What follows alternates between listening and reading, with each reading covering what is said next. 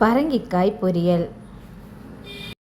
இதற்காக பரங்கிக்காய் தோல் மற்றும் உள்ளே இருக்கிற அந்த விதை பகுதி இருக்குது இல்லையா, அது எல்லாத்தையும் நம்ம ரிமூவ் பண்ணிவிட்டு சுத்தமாக கழுவி எடுத்துக்கலாம். கழுவி எடுத்ததுக்கப்புறம் பரங்கிக்காயை சின்ன சின்ன பீஸாக நம்ம நீள் வாக்கில் கட் பண்ணி எடுத்துக்கலாம்.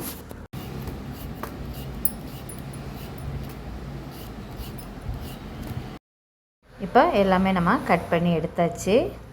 அடுத்தது நம்ம இந்த பொரியலுக்கு தேவையான வெங்காயம், பச்சை மிளகா, கருவேப்பிலை எடுத்துக்கலாம்.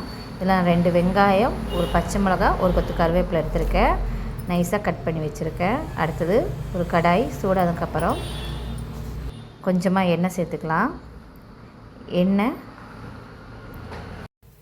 நல்லா காஞ்சதுக்கப்புறம் கடுகு, உளுத்தம் பருப்பு சேர்த்துக்கலாம்.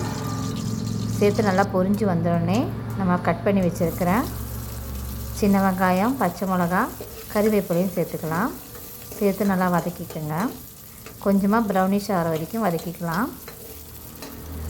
ப்ரௌனிஷ் ஆனதுக்கப்புறம் நம்ம நறுக்கி வச்சுருக்கிற பரங்கிக்காய்களை இதில் சேர்த்துக்கலாம். கொஞ்சமாக தண்ணி சேர்த்துக்கலாம். தண்ணி சேர்த்து கிளறி விடலாம்.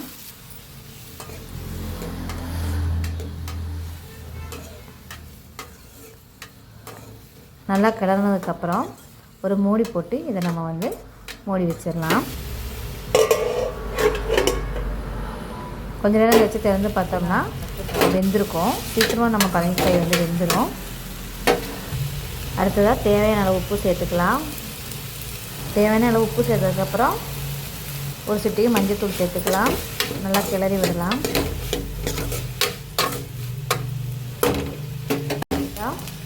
ஒரு கைப்பிடி அளவு திருவண்ண தேங்காய் இதில் நம்ம சேர்த்துக்கலாம். சேர்த்து நல்லா கிளறி விடுங்க.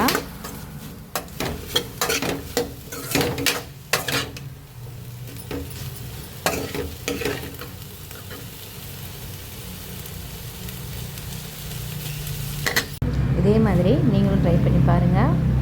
எப்படி இருக்குன்னு கமெண்ட்டில் சொல்லுங்கள். தேங்க்ஸ் ஃபார் வாட்சிங்.